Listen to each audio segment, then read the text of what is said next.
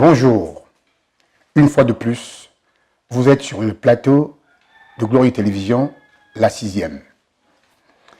Nous continuons notre série d'enseignements à ce qui concerne « Ta vie doit changer ». Et cette vie doit changer. Pourquoi elle doit changer?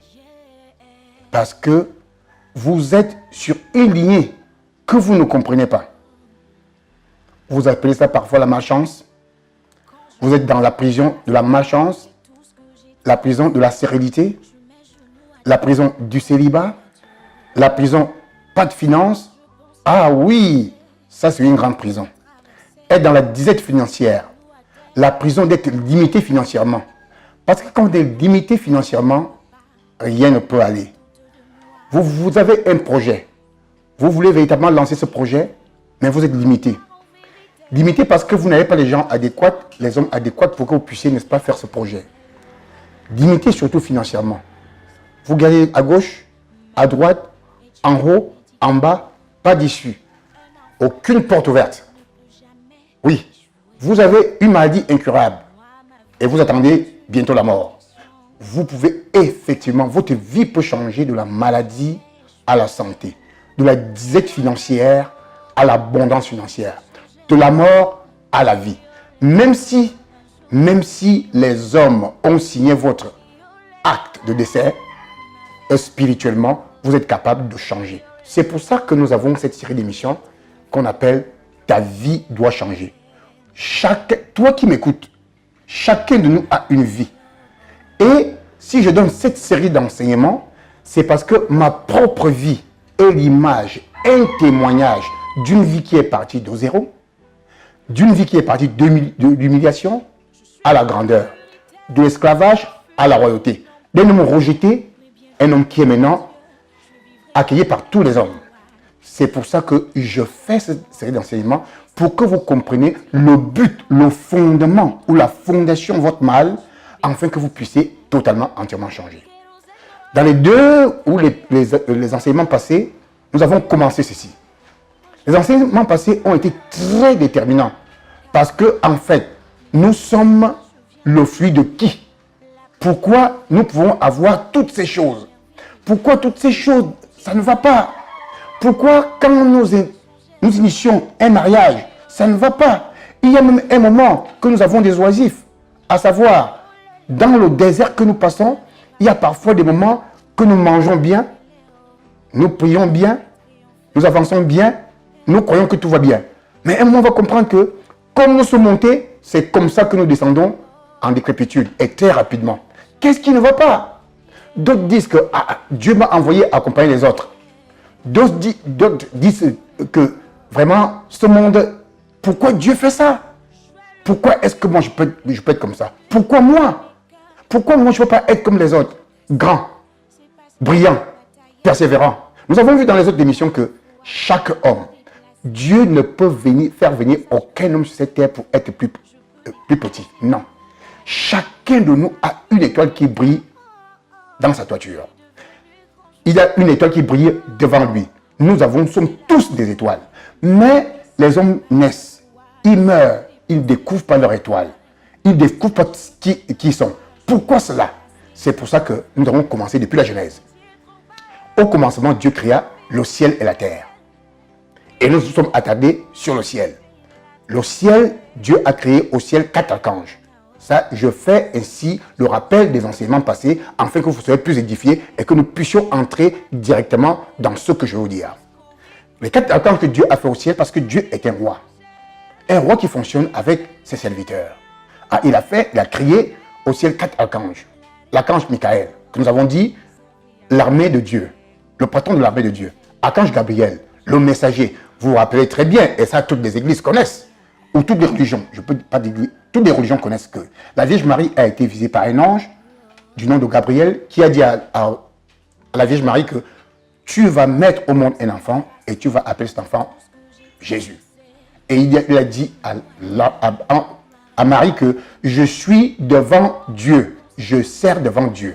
Et c'est lui, Gabriel, il s'occupe de la communication. Quand Dieu veut faire passer un message, il s'occupe effectivement de la communication. Alors, c'est pour ça que chaque fois que je passe chez l'archange Gabriel, je dis que tous qui sont communicateurs, tous les communicateurs. Parce que nous communiquons d'une manière comme d'une autre. Un bébé communique avec sa maman. Chaque personne qui vit, il communique. Toutes les personnes communiquent. Et je parle ici sous le contrôle, n'est-ce pas, de la Bible. L'archange Michael est le communicateur. Étant donné qu'il est communicateur, toutes les personnes qui communiquent, la presse, partout, ils sont dirigés par l'archange Michael. Que lui, il est effectivement, n'est-ce pas, un archange de communication. Nous avons continué, n'est-ce pas, en disant que l'archange Gabriel. Après l'archange Gabriel, il y a l'archange Raphaël. Raphaël, c'est la connaissance de Dieu, l'intelligence de Dieu, la puissance de Dieu. Lui, il connaît tout. C'est lui, le financier. Il connaît partout où se trouve l'or et l'argent de Dieu. Quand la parole de Dieu dit que l'or, à Dieu appartient l'or et l'argent, il vient effectivement vers nous pour nous montrer comment est-ce qu'il faut gagner l'argent et beaucoup d'argent. Parce que la banque du ciel est inépuisable. Et le patron de cette banque, la connaissance de cette banque s'appelle Raphaël. Il connaît toutes choses. C'est même aussi lui, le maître traiteur. C'est lui qui fait découvrir aux gens, n'est-ce pas, ce que nous découvrons aujourd'hui. Les machines, l'informatique, toutes les sciences. Et il est même un docteur qui traite. Quand Dieu veut te bénir avec la santé, c'est l'archange Raphaël. Raphaël veut dire la guérison. C'est lui qui vient guérir. Il vient guérir les maux et fait passer, n'est-ce pas, des ténèbres à la lumière. Oui, c'est l'archange Raphaël. Nous avons enfin l'archange Lucifer. L'archange Lucifer qui était au ciel. J'ai toujours dit que Lucifer ne peut pas dire un diable avec des grandes cornes. Non. Lucifer veut dire Lucifere, veut dire en latin lumière. Était l'ange de lumière qui s'occupait de l'adoration. Et il adorait Dieu d'une manière permanente. Et alors, comme il connaît l'adoration, il connaît que l'adoration a un goût particulier. Parce que la personne que vous élevez, n'est-ce pas, il vous donne ce que vous avez en retour. Oui, même dans le monde, on connaît. Les griots, quand ils flattent, ils jouent pour un grand, le grand leur donne des dons. Quand on flatte, l'adoration c'est comme la flatterie. Ici dans le monde, c'est ce qu'on appelle la flatterie. Mais l'adoration est une chose qui vient purement de Dieu. Et l'archange Lucifer était l'archange de l'adoration. Ces anges ont des milliards d'anges avec eux. L'archange, nous avons parlé que l'archange, n'est-ce pas, Lucifer, qui adorait Dieu, un jour s'est révolté. Avec les anges qui étaient derrière lui, il s'est révolté. Il a dit que non, Dieu doit être celui lui doit être adoré à la place de Dieu. Il doit être adoré à la place de Dieu. Il a voulu faire un coup d'état. Un coup d'état qui voulait faire tomber Dieu pour que lui soit adoré, que les autres anges puissent l'adorer. Alors, l'archange Gabriel, Michael, Raphaël, se sont réunis, ils l'ont fait chuter et il est tombé. Étant tombé à terre, Dieu a créé maintenant, Dieu a voulu créer une autre race pour l'aider. Il a dit à l'adversaire, il a dit au diable, il a dit à Lucifer, qui est devenu le diable, que je vais faire une race de personnes qui vont m'adorer. Il y a des gens qui sont faibles, ils ne sont pas des anges comme toi, mais qui ont un corps qui vont m'adorer. Dieu fait venir maintenant Adam et Ève, afin de se multiplier et devenir 2 milliards pour le seul but de remplacer Lucifer qui adorait Dieu, que Adam et Ève puissent adorer Dieu. Effectivement, quand l'homme est créé au jardin d'Éden, Dieu lui donne la suprématie sur toute chose, c'est pour qu'il adore Dieu en esprit et en vérité. Mes frères, retenez ceci. L'homme est venu sur la scène de Dieu pour adorer Dieu en esprit et en vérité. Mais maintenant, Dieu leur donne l'autorité. Il leur dit, soyez féconds. Nous allons nous arrêter là. Soyez féconds. Donc ça veut dire que pour que Adam et Ève puissent se multiplier et faire autant d'enfants qu'ils devaient faire, il a fallu qu'ils soient féconds. Ça veut dire que ils devaient se multiplier. Pas l'addition, hein. Dieu parle de la multiplication. Donc c'est-à-dire qu'ils devaient être, n'est-ce pas, ils devaient venir, les hommes devaient venir, n'est-ce pas, au centre de Dieu, de se multiplier, il devait être beaucoup d'hommes, des milliards d'hommes, afin de remplacer le diable avec ses anges qui ne voulaient plus adorer Dieu. Maintenant, nous allons partir. Ça, c'est le rappel de l'édition passée. Maintenant, il va se passer quoi au jardin d'Éden? J'ai dit que la religion, les sectes, les religieux de ce que je dis aujourd'hui là, beaucoup vont crier. Et ceux qui disent même qu'ils servent Dieu par Jésus-Christ, beaucoup vont crier. Mais je vous dis la vérité. Bref,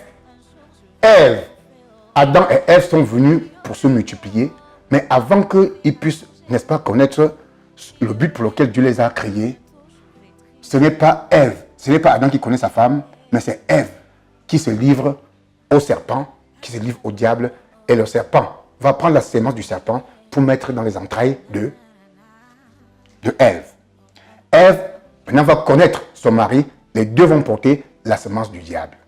Et ce sont les conséquences de cette sémence d'Adam et Ève que nous avons eu au jardin d'Éden qui fait tout ce que vous voyez dans ce monde. Qu'est-ce qui s'est passé?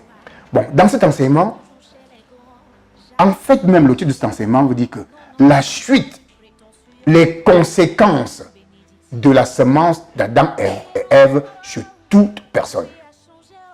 Les conséquences de la sémence d'Adam et Ève sur toute personne.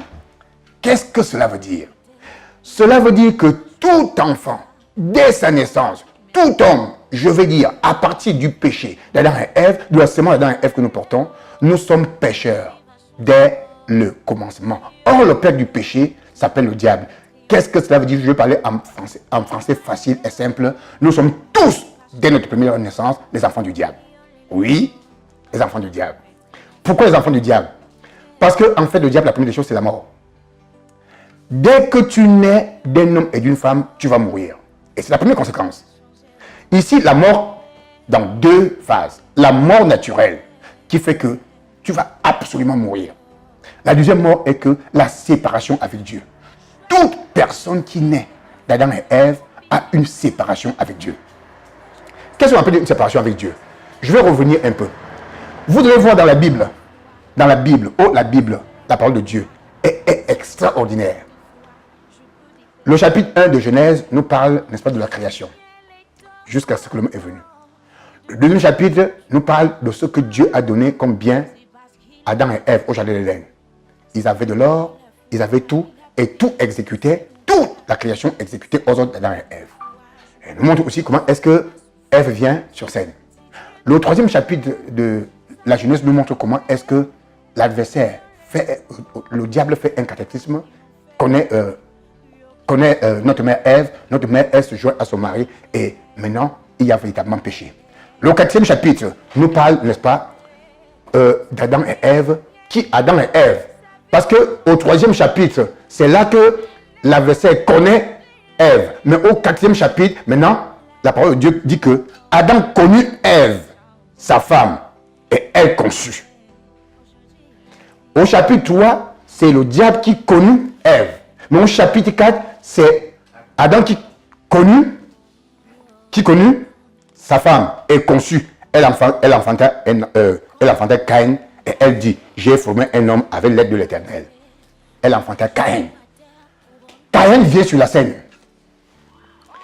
Quand Adam, n'est-ce pas, connaît sa femme, il porte déjà en eux la sémence négative et Caïn vient sur scène. Qui est Caïn? Caïn est celui qui tue son frère Abel. Là, il a véritablement la sémence de son véritable père, qui est, en ce temps-là, le diable. Je dis ceci, je reprends. À partir d'Adam et Ève, de Caïn, avec toute la sémence des hommes qui descendent, nous sommes tous les enfants du diable. Je dis bien, tous les enfants du diable. Conçus, nous portons la sémence du diable. Je dis bien, je le répète, sans embâche. Tous les hommes demandent, sors en route. Maintenant, tu vas demander à tous les hommes, tu es l'enfant de qui? Du diable ou de Dieu? Tous les hommes vous diront que je suis l'enfant de Dieu, jamais du diable. Mais je vous dis, dès votre première naissance, vous êtes l'enfant du diable. C'est pour cela que vous mourrez physiquement, qu'on meurt physiquement. Et surtout, la deuxième chose, c'est pour ça que nous mourrons spirituellement, parce que nous n'avons pas la lumière de Dieu. La première des choses de cette mort, écoutez très bien, la première des choses de cette mort est la voix de Dieu. Qu'un homme qui est né du diable ne peut pas écouter la voix de Dieu. Qu'est-ce que cela veut dire? Il ne connaît pas qui il est. Parce que Dieu, dès avant la fondation du monde, avant que ce monde ne soit, quand il t'a créé, il savait que en ce moment, si tu devais venir sur la scène, et c'est sur la scène que tu devais venir, il y avait une destinée qu'il avait préparée pour toi. Parce que la parole de Dieu dit que ce qu'il a connu déjà, ce qu'il a prédestiné. Nous jouons un film ici qui avait déjà été tourné depuis. Nous jouons un film sur cette terre qui avait déjà été tourné depuis. Parce que Dieu a tourné son film et arrêté ses temps et ses moments. C'est pour cela que nous disons ceci. Ce film ayant été tourné, Dieu a donné une destination à tout un chacun de nous. Il dit, ceux qu'il a prédestinés, il les a aussi appelés. Ceux qu'il a appelés, il les a aussi justifiés. Ceux qu'il a justifiés, il les a glorifiés. Que dirons-nous de ces choses? Si Dieu est pour nous, qui sera contre nous? Mais nous allons arriver là-bas après. Parce qu'il a justifié qui? Il a prédestiné qui? Nous allons venir là-bas après. Mais nous commençons à voir des conséquences de la mort, n'est-ce pas, que Adam et Ève ont porté sur chaque être humain. Mon frère, ne cherche pas. Maintenant, le chapitre 4 nous montre que maintenant, Adam a connu sa femme. Et ils ont fait un enfant qui s'appelle Caïn. Caïn a fait Abel. Maintenant, nous continuons au chapitre 5. Maintenant, Adam va faire une postérité. Les enfants d'Adam vont naître. Adam va encore faire 7. Quand Caïn et Abel sont partis, 7 va venir. 7 continue à venir. Même quand 7 vient, les sœurs de 7 viennent. Et tous les enfants qu'Adam a eu à faire viennent. Ces enfants portent la sémence du péché. La sémence de la mort, la sémence du diable. Il faudrait que vous le compreniez aujourd'hui, chers amis. C'est cela la vérité. Pourquoi alors? Quelles sont les conséquences de la sémence de la mort? Nous continuons. Alors, les hommes sont venus au 6e chapitre. Les hommes sont venus se multiplier et le péché a commencé à gagner le monde d'une manière extraordinaire. Quand le péché a commencé à gagner le monde d'une manière extraordinaire, Dieu va s'énerver. C'est-à-dire que Dieu connaît que la sémence du diable a été introduite et le diable a faussé le plan de Dieu, à savoir récupérer toute la création, tous les hommes pour lui. Quand Dieu a récupéré les hommes, quand le diable a récupéré les hommes pour lui, Dieu n'avait plus le contrôle sur les hommes. Mais Dieu a fait quelque chose. Le péché était devenu terrible. À Sodome et Gomorrhe, c'était l'homosexualité qui revient aujourd'hui en force. On n'est pas homosexuel ou pécheur parce qu'on veut, mais c'est parce qu'on porte la sémence du diable. Alors, qu'est-ce qui va venir? Le chapitre 7. Oh, la Bible est un document extraordinaire. Lisez un peu la Bible. Vous allez comprendre comment Dieu monte avec sa crescendo. Dieu, il y a tellement le péché sur la terre entière. Dieu a fait quelque chose d'extraordinaire. Il va appeler un homme qui s'appelle Noé. Dieu va prendre Noé. Noé dit à Dieu que Dieu dit à Noé que je vais faire venir, n'est-ce pas, la pluie sur la terre. Mais en attendant, il faudrait que tu fasses l'arche. L'arche en question, tu vas prendre tout ce qui est de la création et tu vas mettre à l'intérieur. Noé, un homme juste devant Dieu, que Dieu a fait faire juste, il va faire, n'est-ce pas, l'arche. Jusqu'à ce que Dieu dit que non, il faudrait que j'efface les hommes sur la surface de la terre. Et effectivement, il a plu. Il a eu l'eau dans toute la surface de la terre. Dieu a raclé toute l'humanité. Mais est-ce que Dieu pouvait régler le problème du péché? Non, parce que Noé lui-même portait la semence du péché. Ses enfants portaient la semence du péché. Mais Dieu a refait un autre monde. Les enfants de 7, 4. Ça, nous allons revenir prochainement. Ce sont les enfants de 7, des 4 là qui vont créer encore, qui vont mettre au monde tous les autres hommes qui sont sur la terre. Donc, maintenant, le chapitre 8. Oh, Dieu montre des choses extraordinaires. Dieu montre toujours à Noé, n'est-ce pas, d'être toujours avec lui. Le chapitre 9. Les fils de Noé, maintenant, vont sortir de l'arche. Maintenant, Dieu va recréer avec d'autres personnes pour que... Et nous sommes effectivement la descendance des enfants de Noé. Ils sont partis dans le monde entier, dans les 4 coins du monde entier, les 4 fils de Cham. Nous aussi, nous sortons d'un fils de Cham. Nous ici. Nous aussi ici, là. Alors, qu'est-ce qui s'est concrètement passé? Ça veut dire que, quand l'adversaire, quand ils ont eu la semence du diable, parce que Dieu a créé l'homme avec 3 parties. Écoutez alors, voici le plus grand secret que les gens ne comprennent pas, que les gens n'ont pas compris.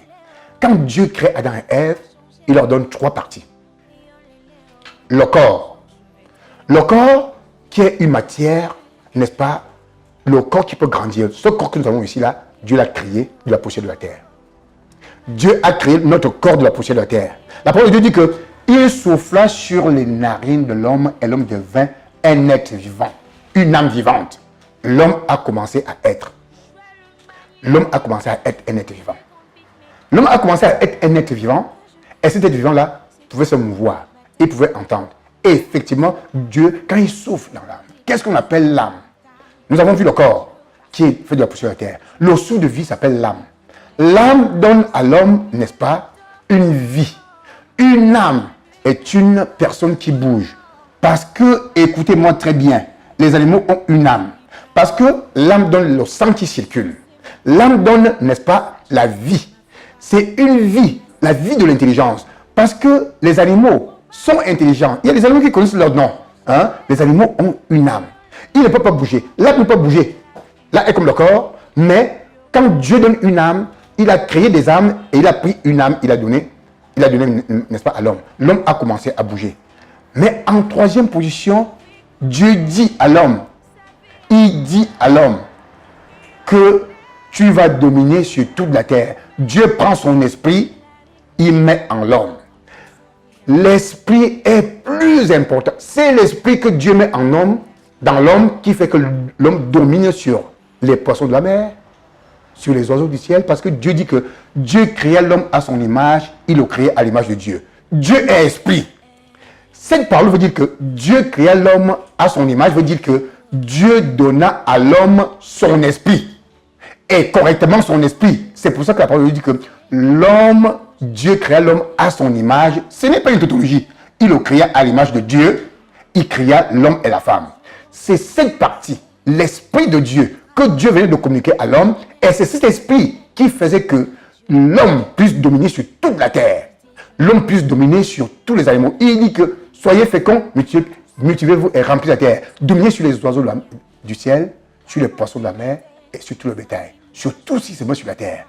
Maintenant, Dieu a donné cette capacité par son esprit qu'il a introduit dans l'homme. Qu'est-ce qu'on appelle l'esprit? Qu'est-ce qu'on appelle l'esprit? Parce que les hommes confondent parfois l'âme et l'esprit. C'est pour ça que l'esprit étant quelque chose de très important. Parce que l'esprit commande tout. Dieu est esprit. Dieu n'a pas un corps. Dieu n'a pas une chair. Mais Dieu est esprit.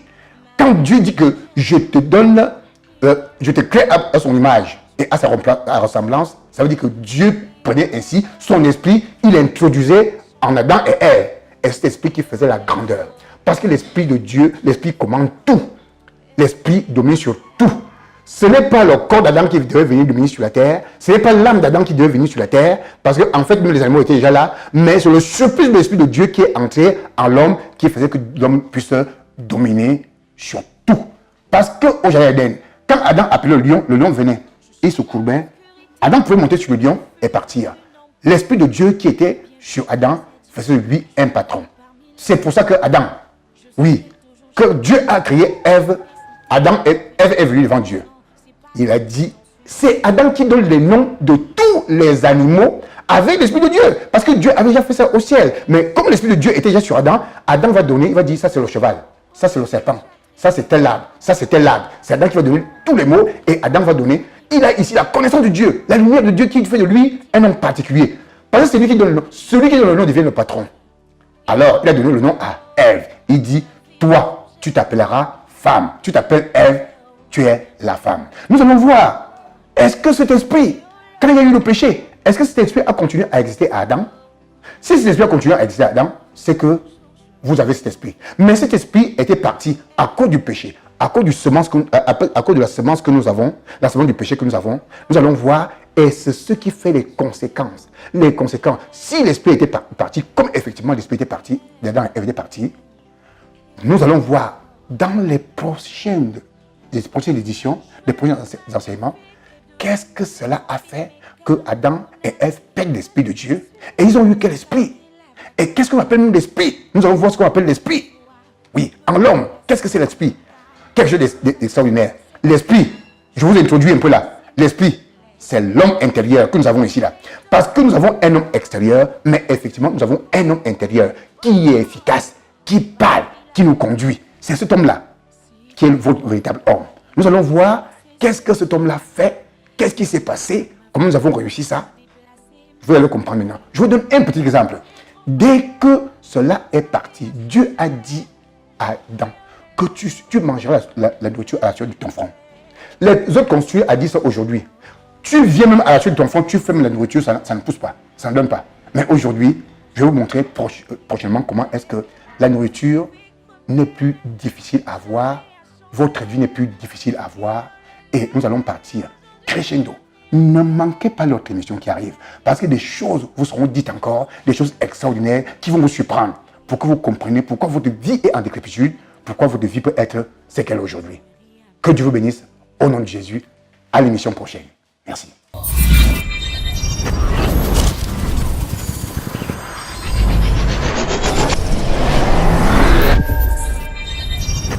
Télévision Glory, la manifestation de la gloire de Dieu.